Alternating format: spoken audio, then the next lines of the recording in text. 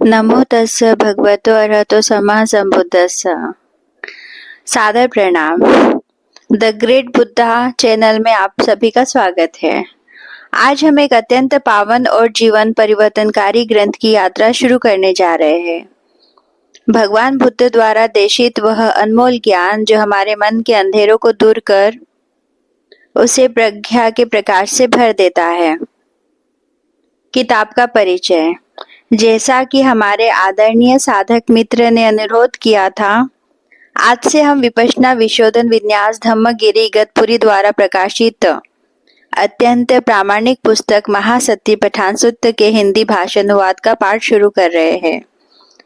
यह सूत्र हमें सिखाता है कि कैसे हर पल जागृत रहकर अपनी सांसों और संवेदनाओं को जानकर हम दुखों से मुक्ति पा सकते हैं। हमारा उद्देश्य बस इतना है कि पावन धम्मवाणी आप तक स्पष्ट और शुद्ध रूप में पहुंचे, ताकि आप भी इससे लाभान्वित हो सके। तो आइए अपने मन को शांत करें और इस मंगलकारी यात्रा में मेरे साथ चले। सुनते हैं महासत्य पठान सूत्र। सूत्र एक नजर में। एक समय भगवान कुरु प्रदेश में कुरुओं के निगम कमासधम में विहार करते थे। उस समय भिक्षुओं को संबोधित करते हुए उन्होंने कहा कि ये जो 4 स्मृति प्रस्थान हैं, वे सत्वों की विशुद्धि, शोक और क्रंदन का विनाश, दुख और दौर्मनस्य का अवसान, सत्य की प्राप्ति, निर्वाण का साक्षात्कार, इन सब के लिए अकेला मार्ग है। 4 स्मृति प्रस्थान है। लोलुपता और दौर्मनस्य को दूर कर स्मृति और संप्रज्ञान के साथ उद्योगशील हो, काया में कायानुपशी होकर विहरना और ऐसे ही वेदनाओं में वेदनानुपशी होकर, चित्त में चित्तानुपशी होकर और धर्मों में धर्मानुपशी होकर विहरना। कायानुपशना के लिए भिक्षु किसी निर्जन स्थान पर जाकर पालथी मार, शरीर को सीधा रख, मुख के इर्द गिर्द जागरूकता बनाए रख, नैसर्गिक तौर पर आने जाने वाले श्वास को जानने का काम शुरू करता है। फिर सारी काया को अनुभव करते हुए और तदुपरांत काया पर होने वाले उपद्रवों के शांत होने पर श्वास लेना व छोड़ना सीखता है। इस प्रकार काया के भीतरी अथवा भारी अथवा भीतरी और बाहरी दोनों प्रकार के भागों में कायानुपशना करता हुआ विहार करता है। काया में उदय अथवा व्यय अथवा उदय के साथ साथ व्यय होने वाले धर्मों का अनुपशी होकर विहार करता है, तब यह काया है। इस पर जागरूकता स्थिर हो जाती है। जितनी देर तक इस प्रकार का केवल ज्ञान, केवल दर्शन बना रहता है, उतनी देर तक अनासक्त होकर विहार करता है। तब संसार में कुछ भी ग्रहण करने योग्य नहीं रहता। इस प्रकार काया में कायानुपशी होकर विहार करना होता है। फिर केवल बैठे बैठे ही नहीं, चलते फिरते, खड़े रहते, लेटे लेटे अथवा शरीर की अन्य अवस्थाओं में भी इन अवस्थाओं को यथाभूत जानते हुए कायानुपशना की जाती है। और फिर इससे भी आगे बढ़कर हर प्रकार की शारीरिक क्रिया में संप्रज्ञान बनाए रखकर कायानुपशना करनी होती है। शरीर के भीतर अशुचि यानी प्रतिकूल विषयों को आलंबन बनाकर उक्त प्रकार से कायानुपशना करनी होती है। वेदनानुपशना करते समय जैसी भी वेदना अनुभव हो, सुखद, दुखद, दुखद, सुखद, सामिष, निरामिष, उसे प्रज्ञापूर्वक यथाभूत जानना होता है और पूर्ववत भीतर बाहर सर्वत्र उदयवेवी की अनुभूति के साथ विहार करना होता है, जिससे जागरूकता स्थिर होकर केवल इस बात का ज्ञान अथवा दर्शन प्राप्त हो, यह वेदना है। चित्तानुपशना करते समय जैसी भी चित्त की स्थिति हो, राग युक्त राग विहीन, द्वेष युक्त द्वेष विहीन, मोह युक्त मोह विहीन इत्यादि, उसे प्रज्ञापूर्वक यथाभूत जानना होता है और पूर्ववत भीतर बाहर सर्वत्र उदय की अनुभूति के साथ विहार करना होता है, जिससे जागरूकता स्थिर होकर केवल इसी बात का ज्ञान अथवा दर्शन प्राप्त हो, यह चित्त है। धर्मानुपशना करते समय भी चित्त में जागने वाले धर्मों की जैसी जैसी स्थिति हो, उन्हें प्रज्ञापूर्वक यथाभूत जानना होता है और पूर्वव्रत भीतर बाहर सर्वत्र उदय की अनुभूति के साथ विहार करना होता है, जिससे जागरूकता स्थिर होकर केवल इसी बात का ज्ञान अथवा दर्शन प्राप्त हो, ये धर्म है। निवरणों की धर्मानुपश्ना करते समय प्रज्ञापूर्वक यह जानना होता है कि इस समय निवरण है अथवा नहीं है, अथवा उत्पन्न हो रहा है अथवा इसका प्रहार हो रहा है, अथवा प्रहार हुए हुए का अब पुनः उद्भव नहीं होता है। निवरण है पहला काम छंद कामुकता, दूसरा व्यापाद द्रोह, तीसरा रस्त्यान्मृत तन्मन का आलस, चौथा औधित्य क्रोकृत्य उद्देखेद, पांचवा विचिकित्सा संदेह। उपादान स्कंदों की धर्मानुपश्ना करते समय प्रज्ञापूर्वक यह जानना होता है कि इस समय स्कंद उदय हो रहा है अथवा अस्त हो रहा है। उपादान स्कंद है पहला रूप, दूसरा वेदना, तीसरा संज्ञा, चौथा संस्कार, पांचवा विज्ञान। आयतनों की धर्मानुपश्ना करते समय प्रज्ञापूर्वक यह जानना होता है कि यह भीतर का आयतन है, यह बाहर का आयतन है, संसर्ग से होने वाला संयोजन है, यह अविद्यमान संयोजन की उत्पत्ति है, यह उत्पन्न हुए संयोजन का प्रहार है और यह प्रहार हुए हुए संयोजन अब अनुद्धव है। आयतन है पहला बाह्य चक्षु, दूसरा श्रोत्र, तीसरा घ्राण नासिका, चौथा जीवा, पांचवा काय त्वक, छठवा आभ्यंतर मन तथा उनके विषय। बोध्यंगों की धर्मानुपश्ना करते समय प्रज्ञापूर्वक यह जानना होता है कि इस समय बोध्यंग है अथवा नहीं है, अथवा उत्पन्न हो रहा है अथवा भावित होकर परिपूर्ण हो रहा है। बोध्यंग है पहला स्मृति, दूसरा धर्म विषय, तीसरा वीर्य, चौथा प्रीति, पांचवा प्रशब्दि, छठवा समाधि, सातवां उपेक्षा।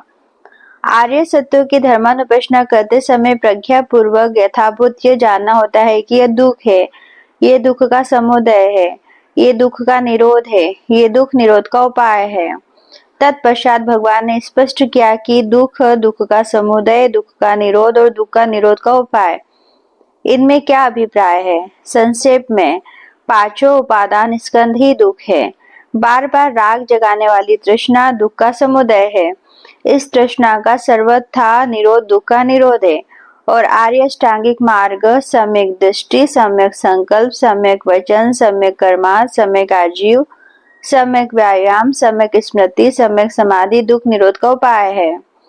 अंत में भगवान ने प्रज्ञप्त किया कि जो कोई मेरे बतलाए अनुसार इन 4 प्रतिप्रस्थानों की 7 वर्ष भावना करे, उसे इन 2 फलों में से एक की आशा रखनी चाहिए, इसी जन्म में अर्हत्व का साक्षात्कार अथवा उपाधि शेष होने पर अनागामी भाव। भगवान ने आगे प्रज्ञप्त किया कि इससे कहीं कम अवधि में भी इस फल की आशा की जा सकती है।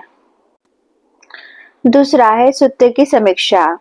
महासतिपट्टान सुत्त भगवान बुद्ध द्वारा अपने जीवन काल में दिए गए 82,000 उपदेशों में से एक अत्यंत महत्वपूर्ण उपदेश है। जिन ग्रंथों में इसका विवरण मिलता है वे है दीघ निकाय तथा मध्यम निकाय।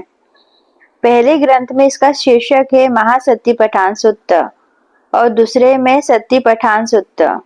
महासतिपट्टान सुत्त में सतिपट्ठान सुत्त की अपेक्षा थोड़ा सा अधिक स्पष्टीकरण मिलता है। संभवतः इसी कारणवश इसमें महा शब्द जोड़ा गया है। सतिपट्ठान सुत्त में पहला पद है सतिपट्ठान, जो 2 शब्दों के योग से बना है, सती तथा पट्ठान। सती का अर्थ है स्मृति जागरूकता और पट्ठान का अर्थ है प्रतिष्ठापन। इस प्रकार सतिपट्ठान से आशय है स्मृति जागरूकता का प्रतिष्ठापन, अर्थात अपने बारे में स्मृति को चरम सीमा तक प्रतिष्ठापित कर लेने का काम।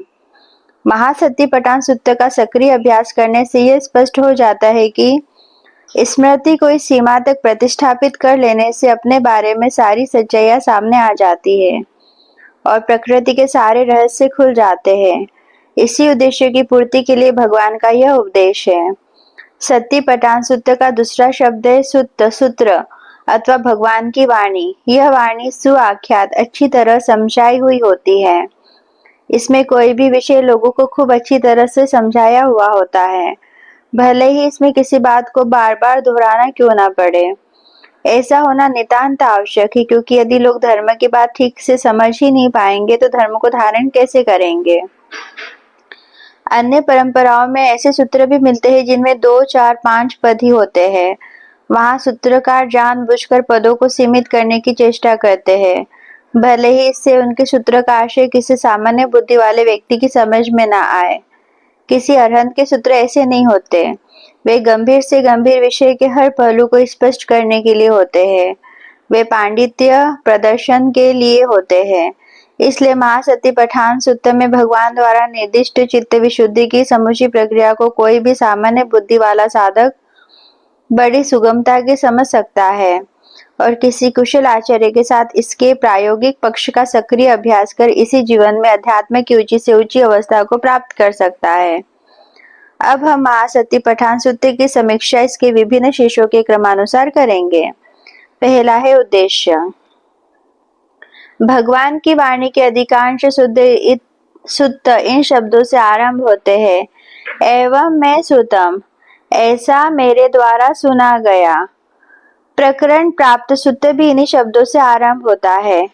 इन 3 शब्दों में भारत का एक पुरातन इतिहास समाया हुआ है जिसे आज वह भूल गया है, अतः इसकी विशद चर्चा दिया जाना नितांत आवश्यक है। इसके अतिरिक्त सूत्र के आरंभ में यह भी बतलाया गया है कि भगवान द्वारा इसका उपदेश कुरु प्रदेश के कम्मा सद्धम्म नामक निगम में दिया गया था। वहां उन्होंने भिक्षु को स्पष्ट किया कि मेरे द्वारा उपदिष्ट ये जो 4 स्मृति प्रस्थान है, यह प्राणियों की विशुद्धि विमुक्ति के लिए एक अकेला मार्ग है। एकायनो अयम भिक्खवे मग्गो सत्तानम विशुद्धिया। किसी सामान्य व्यक्ति को यह संकीर्णता की बात लग सकती है कि मुक्त अवस्था तक पहुंचने के लिए कोई एक अकेला मार्ग हो। मुक्त अवस्था प्राप्त करने के लिए अनेक मार्ग क्यों नहीं हो सकते, जबकि सभी संप्रदाय अलग अलग प्रकार से मुक्ति का मार्ग प्रख्यापित करते हैं। इस परिप्रेक्ष्य में बुद्ध भगवान के कथन का रहस्य क्या है, इस गुत्थी का खुलासा होना भी आवश्यक है। भगवान ने जो 4 स्मृति प्रस्थान बतलाए हैं वे है, पहला काया में कायानुपश्ची हो विहार करना, दूसरा वेदनाओं में वेदनानुपश्ची हो विहार करना, तीसरा चित्त में चित्तानुपश्ची होकर विहार करना और चौथा धर्मों में धर्मानुपश्ची होकर विहार करना। परंतु इन चारों में से प्रत्येक के साथ ये अनिवार्यता दर्शाई है, अनुपश्चना करने वाले लोक में राग और द्वेष को दूर रखे, विनय लोके अभिजादो मनसम, और खूब तपने वाला आतापी संप्रज्ञानी संपजानो तथा स्मृतिमान सतीमा हो। इस अनुच्छेद के विभिन्न पदों का आशय स्पष्ट होना भी आवश्यक है। इसके अतिरिक्त इन 2 विषयों की चर्चा किया जाना भी प्रासंगिक होगा। पहला, इस सूत्र में शील पालन का कोई उल्लेख क्यों नहीं है, जबकि किसी भी सम्यक संबुद्ध की शिक्षा का यह प्रथम सोपान होता है। और दूसरा, यह कैसे विश्वास हो कि यह सूत्र सचमुच भगवान की वाणी है। उपरोक्त बिंदुओं का विवेचन निम्न प्रकार से है। पहला, एवं मैं सुतम। आज से लगभग 2500 वर्ष पूर्व जब सम्यक संबुद्ध ने महापरिनिर्वाण प्राप्त किया, तब एक विशेष घटना घटी। उस समय का एक बुढ़ा भिक्षु भगवान के शरीर त्यागने पर बहुत प्रसन्न हुआ और अपने कपड़े उछाल उछाल कर अपनी प्रसन्नता व्यक्त करने लगा। उसको भगवान से यह शिकायत थी कि गृहस्थों को तो मात्र पांचशील पालन करने के लिए कहते थे और गृह त्यागियों को 200 शील। उसका सोचना था कि गृह त्यागी इस जंजाल में बंधने के लिए थोड़े ही गृह त्याग करने आते हैं। अब बुद्ध के चले जाने से मुक्त हो गए हैं हम उनसे, और हमारे मन में जो आएगा वही क्या करेंगे हम। यह देखकर उस समय के समझदार लोगों का माथा ठनका। उन्हें लगा कि ऐसे लोग धर्म के नाम पर आज ही नहीं भविष्य में भी धर्म को दूषित करेंगे। इससे लोक कल्याण का मार्ग अवरुद्ध हो जाएगा। अतः क्यों न हम लोग जिन्होंने भगवान की वाणी को सुना, समझा, पारायण किया, पालन किया और जीवन में उतारा और मुक्त अवस्था प्राप्त की, भगवान के सभी उपदेशों को संकलित कर ले, जिनसे इनमें किसी के हाथों किसी प्रकार का सम्मिश्रण न हो सके। भगवान 35 वर्ष की अवस्था में सम्यक संबुद्ध हुए थे और उन्होंने 80 वर्ष की पकी हुई अवस्था में शरीर छोड़ा था। इस बीच 45 वर्षों में उन्होंने 82,000 उपदेश दिए थे। उनके उस समय के पहुंचे हुए श्रावक अरहंतों ने भी 2000 उपदेश दिए थे, जो अत्यंत सारगर्भित थे, और उन समझदार लोगों ने इन 84,000 उपदेशों का संग्रह कर इनका 3 पिटकों में संपादन किया, जो त्रिपिटक कहलाया। त्रिपिटक का वह भाग जिसमें भिक्षुओं व भिक्षुणियों के विनय का संग्रह है, वह विनय पिटक कहलाया। जिस भाग में सामान्य लोगों को दिए गए सामान्य उपदेशों का संग्रह है, वह सुत्त पिटक कहलाया। और जिस भाग में शरीर और चित्त के परस्पर सहयोग और एक दूसरे को प्रभावित करने अथवा एक दूसरे से प्रभावित होने का वैज्ञानिक विश्लेषण मिलता है, वह अधिधम्म पिटक कहलाया। यह कार्य हाथ में लेने से पूर्व पूर्ण वर्णित समझदार लोगों ने अरहंत अवस्था प्राप्त 500 भिक्षुओं की सूची तैयार करने का उपक्रम किया, जिससे ये सभी मिलकर सारी भगवद्वाणी का संगायन करें। उनके मत में भगवान के समकालीन इतने अरहंत भिक्षुओं द्वारा संगायन की गई वाणी भगवान की प्रामाणिक वाणी स्वीकार की जा सकेगी और इसमें किसी सम्मिश्रण की संभावना नहीं रहेगी। 499 अरहंतों की सूची तैयार हो जाने पर यह सुझाव प्राप्त हुआ कि 500वां व्यक्ति तो भगवान का चचेरा भाई आनंद होना चाहिए, जो भगवान के जीवन काल के पिछले 25 वर्षों में उनके निजी सहायक के रूप में छाया के समान उनके साथ रहा। निजी सहायक बनने से पूर्व ही आनंद ने भगवान से यह शर्त मनवा ली थी कि वे जहाँ कहीं जाएंगे उसे साथ लेकर जाएंगे, क्योंकि उसे उनका हर उपदेश सुनना है। यदि कभी किसी कारणवश वे उसे अपने साथ न ले जा पाए तो वापस लौटकर अपना धर्मोपदेश उसे सुनाएंगे। आनंद की मेधा शक्ति इतनी प्रखर थी कि एक बार सुनी हुई बात भी उनके मानस पटल पर ऐसी अंकित हो जाती थी मानो कोई आवाज टेप रिकॉर्ड में टेप कर दी गई हो और चाहे जब सुन लो उसे, अथवा कोई भी बात कंप्यूटर में फीड इन कर ली गई हो और चाहे जब देख लो उसे। पिछले 25 वर्षों में उसने भगवान के मुख से निःशब्द एक एक शब्द को अपने भीतर रिकॉर्ड कर रखा था और इससे पहले के भी बहुत सारे वचन सुन रखे थे, क्योंकि वह बचपन से ही उनके साथ रहा था। अतः ऐसे व्यक्ति का भगवद्वाणी के संगायन के समय साथ रहना एक अपरिहार्य आवश्यकता थी। 500 अरहंतों की सभा के अध्यक्ष होने जा रहे थे महाकश्यप। उनका मत था कि प्रस्तावित सभा अरहंतों की है। आनंद अभी तक श्रोतापन ही है, अतः जब तक वह अरहंत अवस्था प्राप्त न कर ले तब तक उसे उस सभा का सभासद नहीं बनाया जा सकता। इसे दृष्टिगत करते हुए सभाध्यक्ष ने भिक्षु आनंद को अरहंत बनकर अरहंतों की सभा में भाग लेने के लिए आह्वान किया।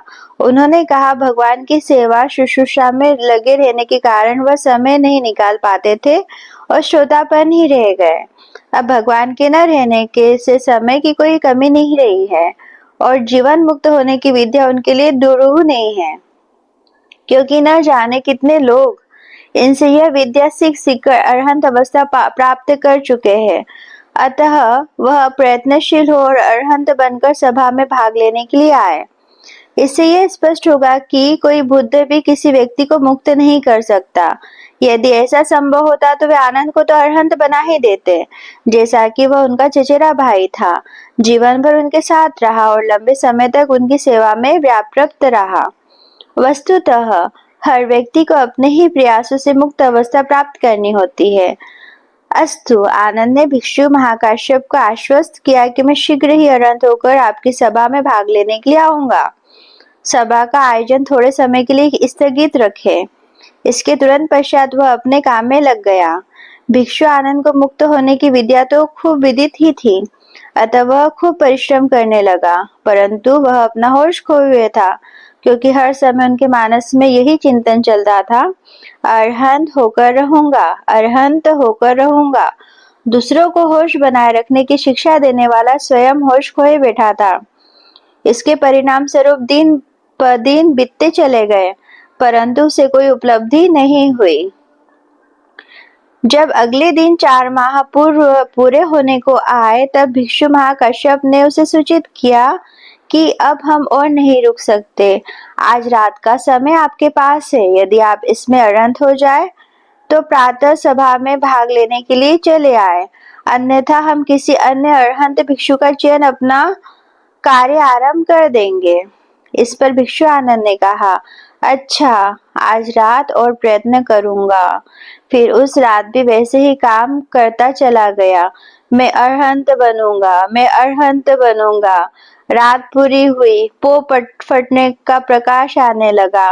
तब एक लंबी सांस के साथ उसके मुंह से ये शब्द निकले, मैं अरहंत नहीं हूँ, मैं श्रोतापन हूँ, मैं श्रोतापन हूँ। रात भर बैठकर तपने के बाद जब वह शरीर को जरा आराम देने के लिए लेटा, तब सिर तकिए से लगने से पहले ही अरहंत हो गया। ऐसा इसलिए हुआ क्योंकि ऐसे चिंतन करते ही वह उस क्षण की सच्चाई में आ गया था। अब भिक्षु आनंद अरहंतों की सभा में भाग लेने के लिए जाता है और वहां संगायन के समय कहता है, एवं मैं सुतम, ऐसा मेरे द्वारा सुना गया। वह समय स्पष्ट करता है कि भगवान ने कोई बात कब कही, किसको कही, किस परिप्रेक्ष्य में कही, किस परिस्थिति में कही, किस प्रकार कही, जिससे किसी भी प्रसंग की सारी पृष्ठभूमि लोगों के सामने आ जाए। कल हम दूसरा भाग देखेंगे, एकायनो अयम भिक्खवे मग्गो सत्तानम विशुद्धिया। सो अगर आपको मेरा चैनल अच्छा लगता है तो प्लीज लाइक और सब्सक्राइब जरूर करिएगा। मिलते हैं हम नेक्स्ट वीडियो में। Bye bye, take care.